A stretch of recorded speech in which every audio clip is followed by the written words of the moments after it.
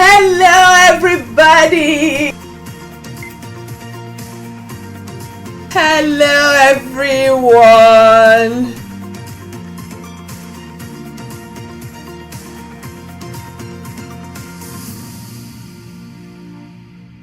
Audio Jungle.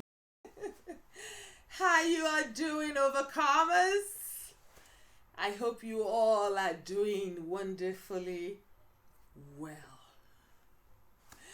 Once again, I want to welcome you all to Overcomers Connect with AB and Beck. Today, I'm going to be talking about self-forgiveness. Oh yes, you heard me right. Self-forgiveness. So you see, we all talk about the need to forgive other people's wrongdoings towards us, because forgiveness is a way of freeing ourselves from resentment towards healing process. Okay? But however, the act of self-forgiveness is often overlooked or not even talked about. You know, forgiving others who wronged you can be very challenging. And then forgiving yourself can equally be difficult or even more difficult. Okay? Self-forgiveness is not only forgiving yourself for mistakes you made that resulted to you being hurt. It also refers to you causing others hurt by your action that could have been prevented. Okay? So it's not just about you being hurt. Sometimes we hurt people too, and we also need to forgive ourselves for hurting others, knowingly or unknowingly. Okay? So self-forgiveness is a pivotal exercise towards finding self-freedom from hurt and adversity. Remember, most of the actions or components that cause us hurt, pain, and suffering are things we already know. They are things we suspected will happen, but we just did not take the right measures to prevent it from happening. Okay? And later when it comes like boom, we are like, I knew it. Oh my God. Why did I not do this? Or why did I not do that to prevent this from happening? Oh, it's my fault. We begin to self-blame. And then the lamentation comes in. Self-anger, regret, grief, self-blame, like I said, and even hate, which may lead to self-hurt, as you tend to think you were foolish to have allowed that incident to happen to you, especially when you know it is something that would have been prevented. It is something that you suspected. It is something that you knew, okay, this is something I would have avoided totally, but it happened. Okay? And then you begin to flog that incident, you begin to grieve over it.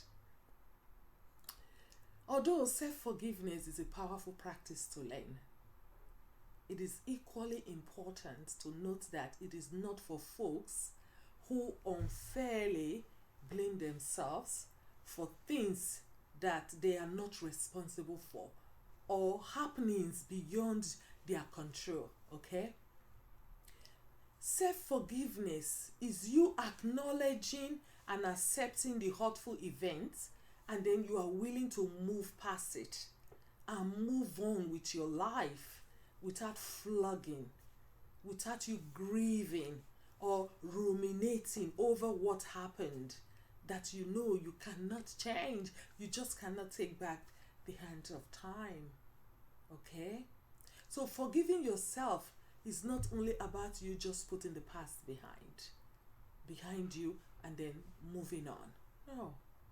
It is also about you accepting what has happened Okay, and then you foster compassion, generosity, love towards yourself as you go through the process of healing. So, I'm going to share with you some of the ways to forgive yourself, to self forgive. Okay? Number one, you have to face what has happened to you or what you have done to others by taking responsibility of your part in what happened. Okay? Don't forget, in every oppression, there's and in every incident that there is an oppressor, there's also an oppressed participating in his or her own oppression. Okay, so you have to take responsibility of your part in what happened, and then coming into that space of acceptance with the understanding that regret, guilt, grief will not change the situation. No, it won't. It will only lead you into mental health challenges. So it is beneficial to avoid negative emotions such as excessive regret and guilt when you are trying to self-forgive. Another thing you can do when you are going through the process of healing, of self-forgiveness, is treat yourself with kindness and compassion. Okay? Treat yourself with kindness and compassion while going through the process of self-forgiveness. Also try to avoid being self-critical. Instead be compassionate with yourself. Treat yourself with love while still acknowledging that you made a mistake and no one is above mistake. And then you are willing to do better in the future. Okay?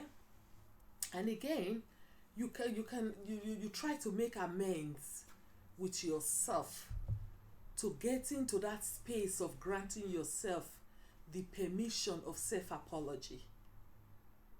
Okay? So you make amends with yourself. You know what has happened has happened. Nobody is above mistake. So now you want to amend with yourself. You try to walk yourself towards that space whereby you can grant yourself permission of self-apology, like apologizing to yourself. And this will help boost the self-forgiveness process. Okay? Another way to self-forgive is for you to take the experience, that is the incident that happened, take it as a learning curve. Remind yourself that no one is above mistake, like I already said. And in life, things happens. Okay? Things happen. They are just things that is beyond our control. Whether you like it or not, it's going to happen anyway. So take it as a mistake. Take it as, okay, it's one of those things. It's a learning curve. Avoid falling into a space of self-hatred. Okay? Avoid falling into that space where you self-hate. You hate yourself for what happened. You start having feeling of unworthiness. You feel so much guilt, self-pity. Then you start to pity yourself. Oh my God, look at what happened to me. This is something I would have been able to avoid. If I had done this, if I have done that, this wouldn't have happened. So don't get to that space of self-pity, okay? Or even shame. Sometimes certain incidents cause us shame. We feel ashamed for our own response to the incidents and how it's affecting us and what we think people will think of us while we are going through that process.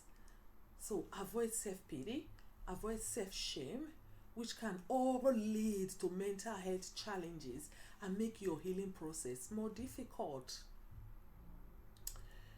Another step I would like to share with you is try to examine the next steps you will take, and then try putting in try putting in place the right mechanism, okay, to avoid future occurrences of the same accident.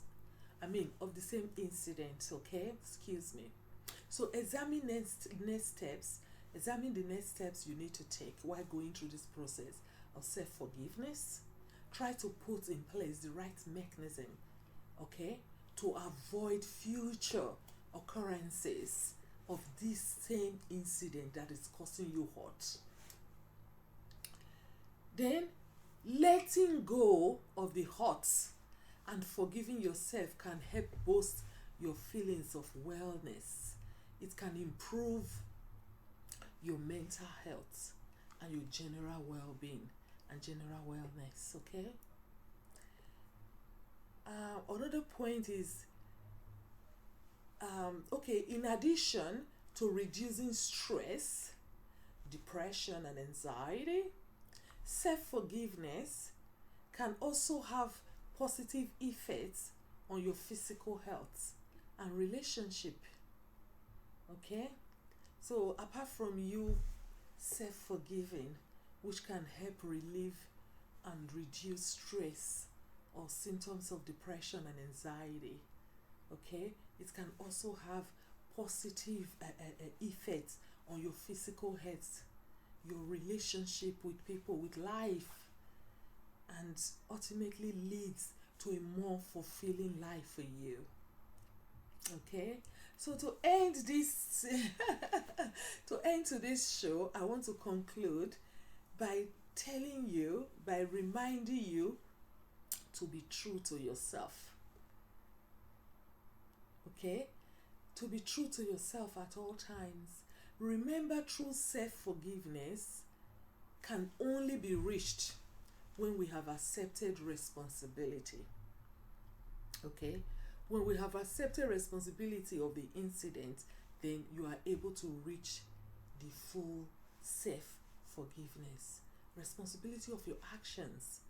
Okay, at first, like I already mentioned, self-forgiveness can be painful and very uncomfortable.